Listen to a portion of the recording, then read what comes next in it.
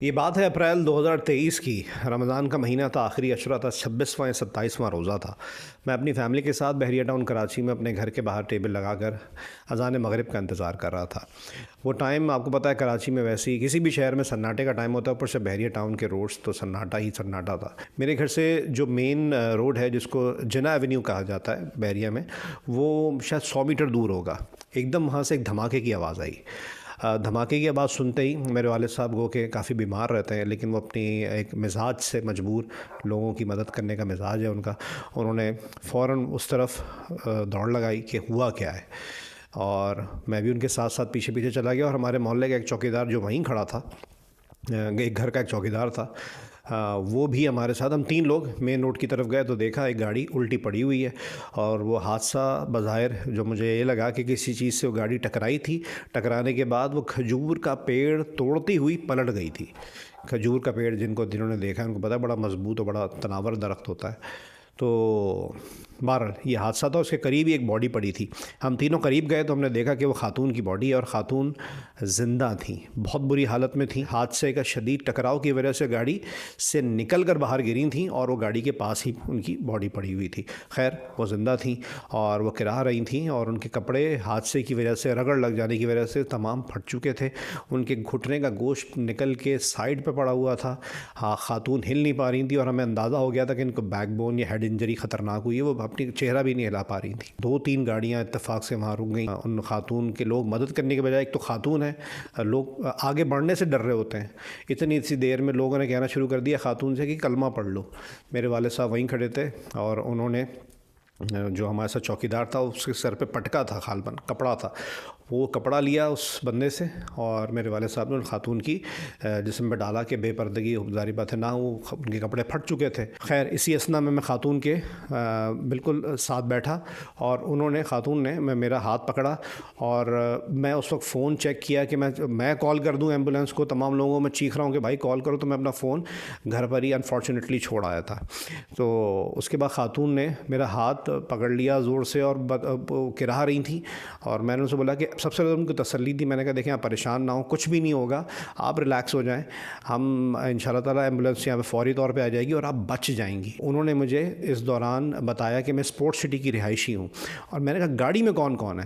کہہ رہی جی گاڑی میں میرا بیٹا اور بیٹی ہیں۔ ہم فوراً گاڑی کی طرف لپ کے، میں، میرے والد صاحب اور وہ جو ہمارا محلے کے گھر کا ایک چوکیدار تھا، تو اس گاڑی میں، جو گاڑی الٹی ہوئی تھی، تو ایسی ایک الٹی باڈی ڈرائیونگ سیٹ پہ لٹک رہی تھی، اور وہ بھی خونم خون تھی۔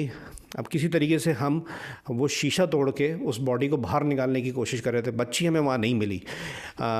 اسی دوران وہاں سے ایک پشتون اور ایک بلوچ مزدور گزر رہے تھے، وہ رک گئے ہماری مدد کے لیے، اور کسی طریقے سے وہاں قریبی وہ ایک بائک، جو چوکیدار کی بائک تھی، وہاں سے ہم نے کوئی پانا شانا، وہ کوئی چیز نکالی، اور وہ شیشہ توڑا ہم نے، اور اس باڈی کو باہر نکالا۔ باڈی باہر نکالی تو اس لڑکے کا چہرہ خونم خون تھا۔ میں نے زندگی میں اتنی بری حالت نہیں دیکھی کہ وہ شخص زندہ بھی اور اتنا خونم خون ہو، اور وہ ہلکا ہلکا کھرا رہا تھا۔ پھر ہم خاتون کی طرف میں گیا، میں نے کہا اس گاڑی میں کوئی بچی نہیں ہے۔ تو ان خاتون نے مجھے، میں کہتا ہوں ہیٹس آف کہ جی انہوں نے اس حاضر دماغی کا مظاہرہ کیا۔ انہوں نے اپنے شوہر کا نمبر، میں نے کہا آپ اپنی فیملی کا کچھ بتائیں۔ کہہ رہی ہے ہم اسپورٹ سٹی میں رہتے ہیں، یہ میرے شوہر کا نمبر اور نام ہے۔ خیر اتنی دیر میں وہاں پہ بحریہ کی سیکیورٹی پیٹرولنگ موبائل آ گئی، اور شکریہ ان کا جی، انہوں نے آ کے فوری طور پہ اس خاتون کو ریسکیو ہم نے کس طرح کیا۔ پیٹرولنگ موبائل کے پیچھے کی جو سیٹس ہوتی ہیں، اس میں سے ایک سیٹ کو ہم نے گھسیٹ کے نکالا، اس کو اسٹریچر بنایا، خاتون کو اس پہ ڈالا، اس موبائل میں ڈال کے ان کو فوری طور پہ روانہ کیا۔ مین وائل جو بحریہ کے سیکیورٹی کے بندے تھے، انہوں نے ایمبولینس کو کال کر دی تھی، کیونکہ وہاں کھڑا ہوا کوئی شخص ایمبولینس کو کال نہیں کر رہا تھا۔ ایک اور مزے کی بات بتاؤں میں آپ کو، وہاں پہ خاتون رکیں، ایوری ان کے پاس گاڑی تھی جس میں دونوں مریض آرام سے جا سکتے تھے ہاسپٹل۔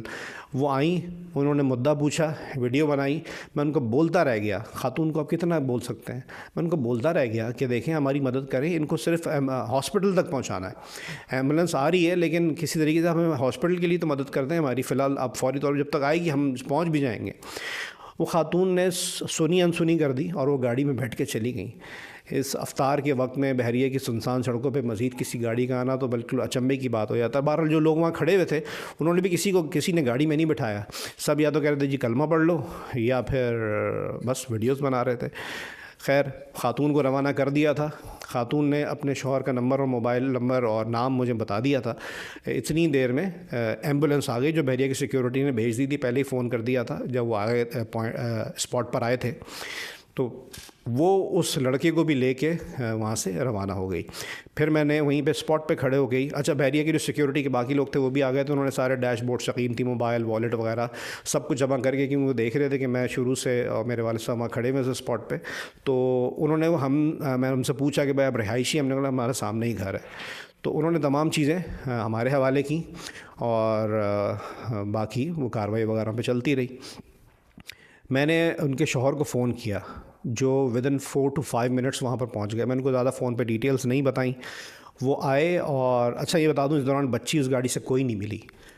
وہ آئے اور انہیں آتے ہی جب گاڑی کی حالت دیکھی, جو پریس گاڑی تھی اور وہ بالکل رکشہ بن گئی تھی ٹوٹ کے مڑ کے. اب آپ یقین کریں پریس گاڑی, میں اس کو آگے آگے بتاؤں گا کہ اس کی حادثہ تو ہوا لیکن کم از کم ایئر بیگس تو کھلنے چاہیے تھے, وہ تک نہیں کھلے. بہرحال وہ میں نے ان کو ساری چیزیں ان کی ہینڈ اوور کی. میں نے کہا آپ گاڑی کی حالت دیکھ کے پریشان نہ ہوں, آپ کی فیملی محفوظ ہے. انہوں نے بولا میری بیگم اور میرا بیٹا تھے. تو کہہ رہے ہیں ہم نے بولا کہ آپ بحریہ ہاسپٹل کی طرف جائیں, وہ وہاں پر لے کر گئے اور وہ دونوں زندہ ہیں. شدید زخمی ہیں لیکن آپ ریلیکس ہوں, آپ جائیں. وہ ماشاءاللہ اللہ تعالیٰ نے ان کو زندگی دی ہے اور وہ بچ جائیں گے. اور میں نے کہا وہ کسی بچی کا ذکر کر رہے تھے. تو انہوں نے پھر بتایا کہ میں نے مطلب زیادہ ڈیٹیل تو نہیں بتا سکے. انہوں نے جب شیشہ نیچے کیا تو میں نے دیکھا ڈرائیونگ سیٹ کے ساتھ والی سیٹ پہ ایک 6 یا 7 سال کی بچی بیٹھی تھی, جس کے بارے میں آپ کو آگے بتاؤں گا کہ معاملہ تھا کیا. یہ اس دن کا کارروائی تھی جو یہاں پہ ختم ہو گئی. 1 ہفتے بعد میں نے اسی نمبر میرے پاس آ چکا تھا. میں نے اسی نمبر پہ کال کی کہ میں خیر خبر تو لوں کہ کیا ہوا اس معاملے کا. تو میں نے اس نمبر پہ کال کی تو ان صاحب نے ہی فون اٹھایا اور انہوں نے بتایا کہ جی بہت شکریہ ایک تو آپ کا, کیونکہ آپ یقین کریں کراچی کے افطار کے وقت کے سناٹے کسی بھی شہر میں جو روڈز کے ہوتے ہیں اور وہ بھی بحریہ کی سڑکیں جہاں عام وقت میں اتنے سناٹے ہوتے ہیں کہ اگر ہم نہیں جاتے نا, بچانے والی ذات تو ظاہر بات ہے اس خدا کی ہے, لیکن اگر ہم نہیں جاتے تو شاید وہ روڈ پر ہی میرے منہ میں خاک دم توڑ دیتے. بہرحال ایک تو انہوں نے شکریہ ادا کیا. پھر انہوں نے بتایا کہ جی ہم اسی وقت جب بحریہ ہاسپٹل لے کر گئے, بحریہ ہاسپٹل نے سیریس کیس کہہ کے ریفر کر دیا آگے کہ آپ آگے لے کے جائیں. تو انہوں نے بولا بھائی آپ کم از کم اسٹیبل تو کریں, ہم لے جاتے ہیں آگے. بہرحال پھر وہ اس وقت 1 ہفتے بعد جب میں نے فون کیا, وہ آغا خان میں دونوں زیر علاج تھے. ان کے شوہر نے بتایا کہ میری بیگم کو بیک بون انجری ہے کوئی خطرناک, تو یہ ہفتوں نہیں چند مہینوں تک ہاسپٹل میں ہی رہیں گی. اور میرے بیٹا ہوش میں نہیں ہے, وہ کوما ٹائپ کنڈیشن میں ہے کیونکہ اس کو ہیڈ انجری آئی ہے, اس کا اسکل فریکچر ہو چکا ہے اور پتہ نہیں وہ کب تک اس ہسپتال میں ہی رہے گا. ویل آف لوگ تھے, آغا خان افورڈ کر سکتے تھے, ورنہ نہ جانے کیا ہوتا تھا.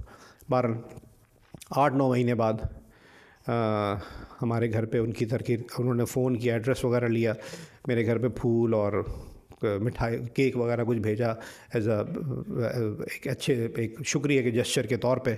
پھر وہ 1-2 دن بعد آئی وہ فیملی, اور وہ خاتون اس وقت بھی چل نہیں پا رہی تھیں, وہ سپورٹ سے ہی انہوں نے اترنا چڑھنا تھا. تو ہم نے ان کو بولا آپ گاڑی میں ہی بیٹھی رہیں. گاڑی میں بیٹھے بیٹھے ان سے بات ہوئی ہمارے گھر کے باہر ہی بیٹھے بیٹھے, اور انہوں نے اس دن کچھ ڈیٹیلز ہمیں بتائیں جو میں آپ سے شیئر کرنا چاہتا ہوں.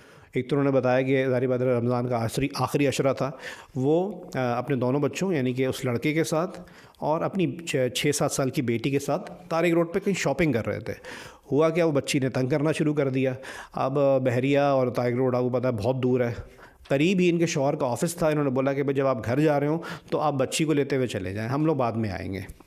تو وہ صاحب اپنی بیٹی کو لیتے ہوئے بحریہ اپنے گھر آ گئے تھے, اور یہ ماں بیٹا بعد میں گھر آ رہے تھے. تو یہ حادثہ پیش آیا, یعنی کہ اس طریقے سے وہ بچی کی زندگی تھی وہ بچ گئی, مطلب زخمی ہونے سے بھی بچ گئی. اور 6-7 سال کی بچی تھی, اب یقین کریں اتنا خطرناک حادثہ تھا, شاید وہ جھیل نہ پاتی, لیکن اللہ تعالیٰ نے اس کی زندگی رکھی تھی. دوسری اہم بات جو میرے لیے اور آپ کے لیے سیکھ ہو سکتی ہے کہ جی حادثہ ہوا کیوں تھا. یہ ایک تو یہ کہ جی پریس گاڑی, ایئر بیگس تو کھلنے چاہیے تھے, نہیں کھلے. اور حادثے کی وجہ کیا بنی, میرے خیال سے بڑی انوکھی شاید زندگی میں پہلی بار میں نے وجہ سنی تھی, اور میرے لیے یہ ایسی چیز تھی جو ہم آبزرو کرتے ہیں لیکن فارچونیٹلی ہم یہ حادثے میں کنورٹ نہیں ہوتی, تو ہم اس کو زیادہ فیل نہیں کرتے. سپر ہائی وے پر آپ کو پتہ ہے ہر چیز ہی ناقص ہوتی ہے, موٹر وے سپر ہائی وے پہ کھانا کیا, ہر چیز لوگ زہر بٹ رہا ہوتا ہے. تو یہی کسی ٹائر شاپ کا بھی حال تھا. سپر ہائی وے پہ بحریہ میں انٹر ہونے سے پہلے ان کے گاڑی کا ٹائر پنکچر ہوا, اور وہ ٹائر شاپ پہ لے گئے. پورے دن کی ناقات انسان گزارے بعد روزے تھے، روزہ بھی، پھر شاپنگ سے آ رہے تھے، تو تھکے ہوئے ہوں گے، افطار بھی نہیں ہوئی تھی، تو روزہ افطار بھی نہیں کیا تو بندہ ایگزاسٹڈ ہوتا ہے. تو یہ ماں بیٹے دونوں گاڑی کے اندر ہی بیٹھے تھے اور گاڑی کا ٹائر کا پنکچر لگ رہا تھا. اب اس شخص نے، اس ٹائر شاپ والے نے بولٹ ٹائٹ کیے نہیں کیے؟ ڈیفینیٹلی نہیں کیے تھے. ڈرائیونگ سیٹ کے ساتھ والا ٹائر تھا اور وہ جیک وغیرہ ہٹا کے پیسے ویسے لے کے وہ لوگ روانہ ہو گئے.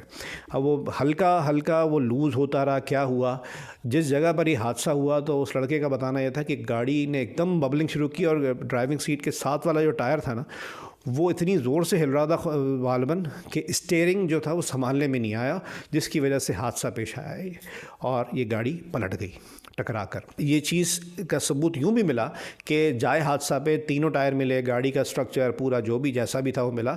آگے کا ٹائر جو تھا ڈرائیونگ سیٹ کے ساتھ والا ٹائر ہے وہ نکل کے کہیں گیا اور وہ نہیں ملا.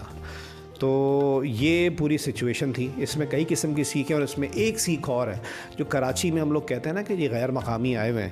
آپ یقین کریں تمام جو مقامی تھے وہ تو ویڈیو بنا کے کانٹینٹ کریٹ کر رہے تھے.